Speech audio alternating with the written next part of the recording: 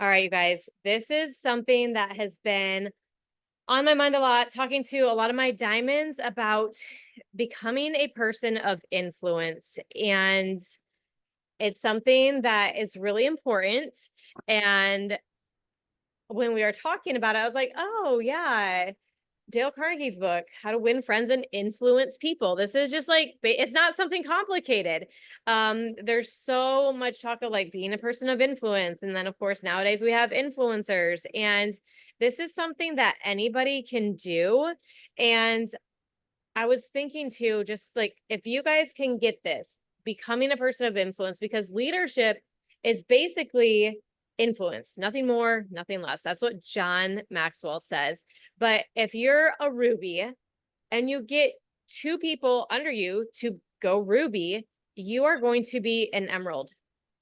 And anybody can do that. If you've gotten to Ruby, you know how to do that. You just need to show people how to do that. Same with gold. If you can get to gold, if you can get 100 points and then help four people get 100 points, you're going to be Ruby. And it's so simple. Just all of these things on here. I'm going to cover three categories and it's all really simple stuff, but you have to make sure you're doing all of these things and getting better at that, and then teaching your team to do these things. So the very first one is relationships. So the three areas are in relationships, social media, and with your team. You need to have influence in these three areas. And if you do, or even if it's something you're growing in, you need to teach your team how to have influence in these three areas as well. And also, if I freeze, I'm sorry, my internet, it's horrible out here in the middle of nowhere. But anyways, so with relationships, I have probably 10 or 15 points under each one. And I talk pretty fast. So you're just going to want to scribble down notes real quickly. But you have to listen more than you talk. And this is a really obvious one, but it's so obvious that sometimes I have to stop myself from talking so much and be like, okay, you have to listen. And I've been in conversations with people for years and years and years, and they never stop and listen. And I'm like, that might be why they don't have a lot of influence. Like literally, if people could change just one or two of these things, influence could really shift. So listening to the people that you're talking to, and that goes into, these are all bullet points, but I'm not going to point out each point, but reading between the lines. What is going on in their life that has caused them to maybe not respond to your message or cause them to react in a certain way instead of being offensive or bothered? What is going on in their life? And that kind of goes along with caring. Listening to nonverbal cues. Does their tone of their voice change? Does their pitch change? Are they suddenly talking really fast? Do they suddenly get defensive? Just communicating with someone and listening to what they're saying without even actually saying it is a really good skill set, because people need to know that you care. If you want to have influence with your team, they have to know that you care more about what's going on in their life and why they didn't No. than why they didn't do their IPA today. They have to know that you care about them, not about the paycheck that they are going to make you. If they sense any of that, you're going to go down on the influence level a good bit. Emotional intelligence, probably the biggest thing that I see with emotional intelligence is timing. And sometimes you can wait for the perfect timing and that never really comes. So don't always wait on timing, but really making sure the timing is good when you have to say something to somebody, like correct them, or not really correct them, but just give feedback on something that they can improve on. I like to do it after the fact. So if they do an event, but they didn't invite anybody to the event, so the event was a total flop, as soon as that happens, don't go into a list of everything that they did wrong right after that event. Keep that in your mind for the next event. And I would say, make sure you invite people. This is one of the most important steps of having a successful event, is inviting a bunch of people. But if you tell them that, it's just like your kids. If they're washing your vehicle and as soon as you walk out, you say, oh, you forgot to do the rims, they're really filthy, they are going to be so shut down. Wait until the next time when they're about to do it and then tell them, hey, let's make sure we get the rims. I bought this new spray. It's really going to work really good on this. That's when you tell them. That's when they're going to be open for feedback. So knowing when someone is open and knowing how to not shut them down is really important with developing influence with your team. And this is all about relationships. So remembering little things about them. Remembering that they were going to have surgery or that their kid was getting married this week and saying something about that when you talk to them. Just send them a random message. This is a good way to develop influence with new friends or people that you're meeting, and even adding value to them by asking them questions. Like if you're going to go Christmas shopping and you have a 3-year-old and they have a 3-year-old, hey, what are some of your 3-year-old's favorite toys? That it actually increases your influence with them because you are caring about them and their feedback and their life. And these are all really important, but little things that you can do to improve your influence. And you know that you have influence with people if they want to follow you, if they want to do what you are doing, and if they will listen to you when you tell them to do something, that's because you have influence, whether it's to get on the products or to work the business. That is a good gauge for if you have influence. If you can't get people to follow you in the business, or if you're having a hard time getting people on the products, or your team members are, it usually boils down to influence in one of those areas. And then this one is really, it's obvious, but it's really sad that it's one of the hardest things that we run across is finding people of integrity. So be a person that they can trust and have integrity as a person. And you don't have people fooled if you're not fully honest about things, or you're exaggerating maybe the results that they're going to get or something like that, just to try to get the sale. People don't like that, obviously, and that's going to take you down in your influence with people. Yeah, it really is important. Okay. The next part is social media, and this one is it's really important, especially in this day and age, because that is our storefront. It's our advertisements. It's our biggest way of letting people into our lives is through our social media. We share lots of things on there. We share our hearts on there. We share our day to day. We share our refrigerator. Like we share whatever's going on in our life on our social media.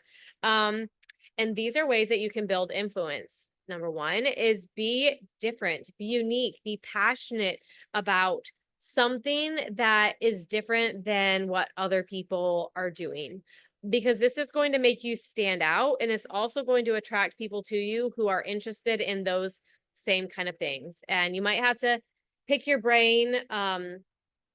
When I help people with their social media, and I even say this myself, it's like I feel like I have no value to add. I don't know what to say to people that they would even want to hear, but a good thing that you can do is be different. If it's something that everybody is saying, be someone different in how you do whatever it is. Anything in the health realm, it doesn't feel different to us because we're in Plexus all day long, and you probably have a newsfeed full of Plexus people. But to most people, posting about natural healing for your body, that is going to feel different. It's not normal. Most people just go to the doctor. So if you're not doing that, that's automatically something that you're doing different, and it piques people's interest and what you're doing with your life. Teaching a skill is a way to add influence too, because people think that they can come to you. They think you're an expert on things that you're not even an expert on if you just post that you are knowledgeable about something. Say probiotics, if you're posting about that, or how to make bread, or how to decorate your daughter's room, how to garden, just things that come to my mind. If you post about those things that you know something about them or how to do them, or you're adding value, people are going to come to you. Hey, which kitchen sink should I get for my kitchen? Hey, how does this new rug look in my office? They'll come to you for these things, and you'll think, I'm not an expert. I really have no idea, but they think that you do. So then when you post about Plexus, they're going to be like, hey, tell me about this. They're going to have that trust, that rapport. You're going to have influence with them. You're going to know who you have influence with too. If they come to you for advice or they have questions about parenting or marriage or stuff like that. And the only way to get that influence is to be posting those kind of things that add value. Also, this is not a personality thing. A lot of people will try to say that it is, and I'm probably not a good example of that because I am a type A, I am a red, I am a very type A personality, so I can be very bold and very confident. But I have seen a lot of type 2s or yellows or whatever personality typing, whatever's the opposite of what I am.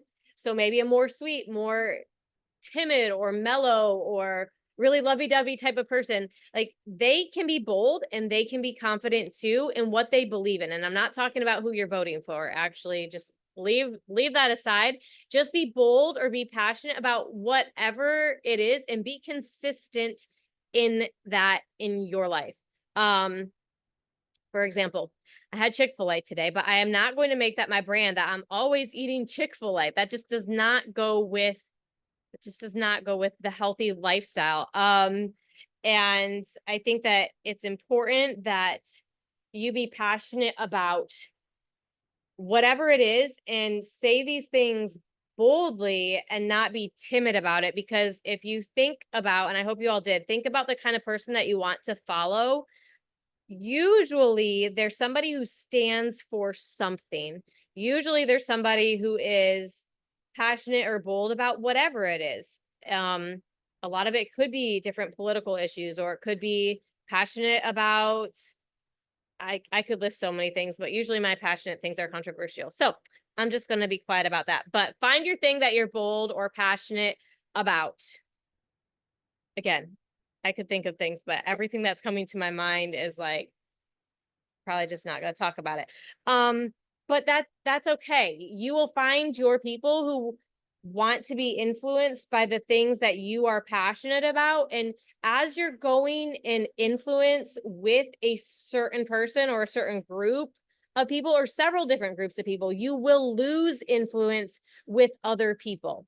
And a lot of times people won't want to lose influence with anybody, therefore they influence nobody. So know who you are and know what you are passionate about. You could be passionate about the opposite of homeschooling, and I will still respect you that you have thought about why your kids are in a Christian school, or thought about why your kids are in sports, or thought about why an Apple Watch is important for your health. Even if these are things that I'm not doing, I will still respect you for whatever your opinion is on those things. And there will be some people who won't respect you, but do we want those kind of friends who can't allow you to have a different opinion? So be bold in who you are. Yeah, controversial reels. People love it because they want to follow somebody who is bold enough to say it and bold enough to be comfortable in who they are as a person. Obviously, we want to be our best selves on social media too. I'm sure we could all post controversial reels that could ruffle feathers or maybe not show our best sides. We do want to show our best sides because we want to be mindful of who we are influencing and therefore who we are attracting on our team. So I'm getting ready for a Ruby retreat and I accidentally added some people in, and it's okay because they're not on the team, but I looked at their profile and I was like, whew, the influence of this team is just really heading another direction. And I won't describe this type of person, but they just did not fit in with what we were doing. So it was bold enough that I knew that they didn't fit the culture of our team. It was very bold, and that's fine for whoever they are, but just know that whoever you want to attract and influence, you need to know who you're speaking to, right? You need to know who your friends are, unless you want a totally new friends group too. So speaking out, even speaking out on book club, speaking out on the team page, this is going to give you influence with your team. And I preach this from the beginning. Make a video, and then when people comment on it, wow, that's great. Oh my gosh, that's so good. I've never heard it this way. Your team is watching you get feedback and what is the word, like value added to you, it makes them respect you more to see other people respecting what you're saying. It's the same way with kids. It's like, yeah, your driver's training teacher told you that. I told you that too, remember? And then they like think about it because they hear it from somebody else. And then it gives more respect and more influence back to you because somebody else said it. So when they see other people commenting or they see you speaking out, yeah, husbands too, they see you speaking out on things, that makes them want to follow you because they see other people following you or other people liking what you're sharing. So if you're not doing that yet, I would definitely do it. If you want to influence people and influence your team, speak up on book club. It's a great place to start. Make a video for the team page. Do it this week. This is a huge way. And then as you're developing your leaders under you, get them to do the same thing. Have them do it and stay on them. If you ask them to do it one time and they didn't do it, that's okay. Ask them 20 times. Find out why they're not posting the videos or why they're not being bold. Help them work through that. That's your job, to influence them in their belief of themselves, having faith in themselves. We're going to talk about that in a minute here. Also with social media, don't be afraid to be the only one saying something. Obviously, if you're stuck on a topic and no one's giving you any positive feedback, you might want to switch your topic, or like I said, find a totally new group of friends. But don't be afraid to say something. See what the feedback is that you get from people. I have shared some things that people will come to me and they're like, thank you for sharing that. Nobody's talking about this. And it's something that I'm struggling with too. And I'm like, really? Because I felt so alone. It adds value to you. It adds value to them. And then you can influence each other in a positive way. Leading the way, having opinions, and knowing who you want to attract. Yep. Already talked about that. Okay. So the last point here is your team and how to influence your team. One of the biggest ways you can continue to grow and influence with your team is to get results and then to help them get results. So I had level ones quit back when I wasn't being successful in my business for 2 years. They came back after they saw me having success without them. They came back when they saw that I had the ability to help other people be successful. And then they wanted the same for themselves. I influenced them from a distance because they were watching me influence other people and get them results. So this even goes with husbands. Influencing husbands, money speaks, your paycheck speaks. If you want to get your husband on board with what you're doing, go make a paycheck. He's going to be so proud of you. Go learn the skills. It might not all be easy. Some of it might be really hard. I've done a lot of really hard things in my business, but it won't kill you. It will not kill you. It'll just make you better and it'll make you stronger if you lean into things that are uncomfortable. But husbands super respect it. At first they think, oh, that's cute. All the little girlies and all this little thing that you do. It's so cute until it's not cute, until you're doing this thing. And then they're like, whoa, what you doing over there, babe? And they're like, so proud of you. So you can influence your husbands by getting results too. Your team, being an influencer of your team is believing in them. And this is getting results probably isn't the number one thing in general. It's actually believing in people. And when I talk to my leaders, that'll be the biggest thing that they tell me is you believed in me when I didn't believe in myself. You believed in me when nobody else did. It's seeing something in somebody, whether it's a stranger, whether it's someone on social media, or a new worker, a new level one, or a silver, or somebody who's doubting themselves. This is the best part about influencing, is the impact that you can honestly have just through eternity. It is an everlasting impact that you can have on people's lives by believing in them when they don't believe in themselves, because this is one of the biggest reasons that people, they're not successful, because they don't believe that they can. And if you can believe for them, it's going to get that ball rolling. And the belief for them doesn't just stop after day 2. It continues on and on and on. Usually once people hit diamond, they like get this light bulb of, I did it. Like they believe in themselves. But overall, up until diamond, like you are that belief in them.